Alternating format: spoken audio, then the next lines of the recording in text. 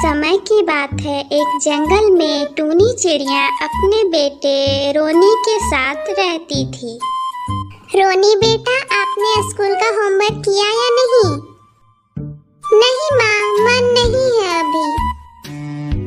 नहीं नहीं, कोई बहाना नहीं चलेगा। जाओ अभी होमवर्क बनाकर आओ, तब तक मैं तुम्हारे लिए नाश्ता बनाकर लाती हूँ। रोनी फिर होमवर्क करके आता है और नाश्ता करके स्कूल चला जाता है। उसकी माँ भी साथ में छोड़ने जाती है। रास्ते में एक बुरी चिड़िया जिसका नाम खूनी चिड़िया था, उसका नजर टूनी और उसके बच्चे पर पड़ा। अरे वाह, ये तो बच्चा खाने में बहुत स्वादिष्ट लगेगा। क्यों ना मैं ही इसका शिकार कर लूं? लेकिन कैसे करूं? हाँ, एक आइडिया है। मैं उसके बच्चे की माँ का रूप बनकर जाऊंगी, फिर उस बच्चे को आराम से अपने घर पर ले जाकर खाऊंगी। बच्चे का मांस खाकर तो मजा ही आएगा। खूनी चिड़िया रोनी की माँ का टूनी का रूप धारण कर लेती है और वह सही समय का इंतजार करती है। टूनी जब काम के लिए बाहर जाती है, तब थोड़ी देर बाद खूनी चिड़िया वहाँ रूप बदलकर आ जाती है। माँ, आप इतना जल्दी कैसे आ गई? आप अभी तो गए थे। हाँ बेटा, कुछ याद आ गया था, इसलिए मुझे यहाँ आना पड़ा। क्या चीज माँ? कुछ नहीं बेटा, चलो आज ना मेरा कोई भी काम नहीं है, तुम मेरे साथ घूमने चलोगे? चलो बाहर चलते हम लोग।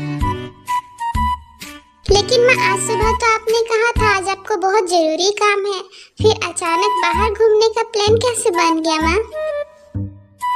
हाँ हाँ, अब छुट्टी मिल गया। देखो जितना बोल रहे हैं करो, जाओ तैयार हो जाओ, घूमने जाना है ना, जाओ तैयार होके आओ। ठीक है माँ, मैं अभी आता हूँ।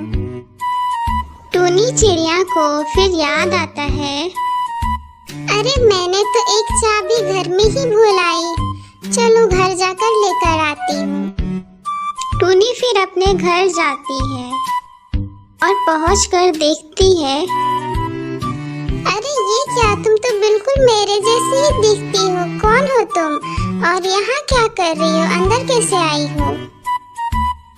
अरे अरे, तुम मेरे घर में आई हो? तुम कौन हो, पहले ये बोलो। मैं कौन हूँ का क्या मतलब है? ये मेरा घर है, मैं यहाँ पर रहती हूँ और रोनी मेरा बेटा है। देखो रोनी, मैं तुम्हारी मम्मी हूँ ना, बोलो। रोनी भी चौंक गया और दोनों में से असली माँ कौन है पहचान नहीं पाया। दोनों में काफी देर बहस हुई, लेकिन कोई भी उपाय नहीं निकला। चलो ठीक है, हम लोग राजा जी के पास चलते हैं, अब वो जो फैसला करेंगे वही सही होगा। चलो पंचायत में बैठक बुलाते हैं, फिर सारा सच सामने आ जाएगा। ठीक है चलो, मैं डरती नहीं हूँ, मेरा ही बेटा है और ये मेरा ही होके रहेगा। चलो। फिर सभा बुलाई जाती है और सभा शुरू की जाती है। बोलो क्या समस्या है? अरे टूनी, ये तुम्हारी बहन है क्या? तुम्हारे जैसी ही दिख रही है।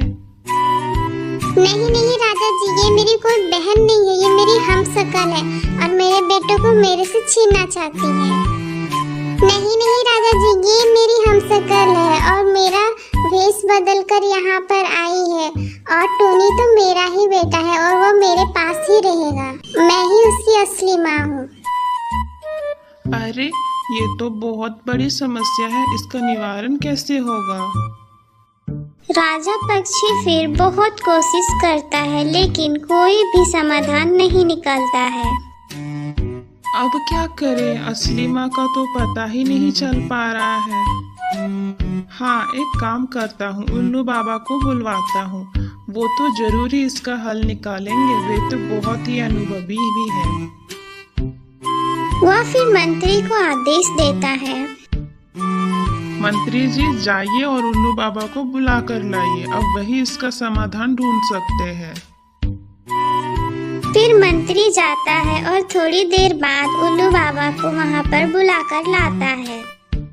हाँ बोलो, क्या समस्या है? राजा उसको सारी समस्या बता देता है।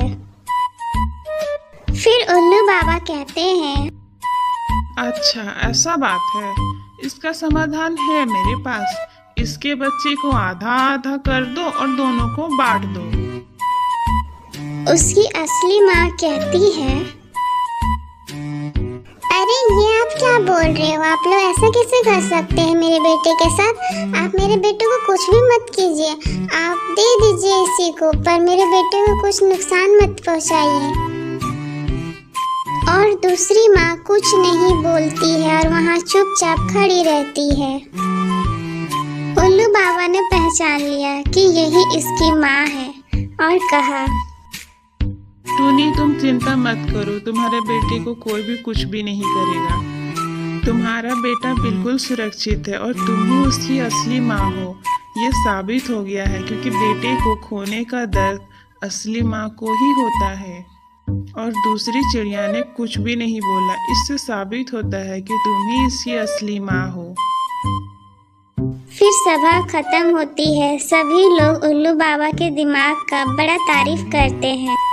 टूनी ने भी उल्लू बाबा को धन्यवाद किया और नकली टूनी को राजा ने जेल में बंद करा दिया।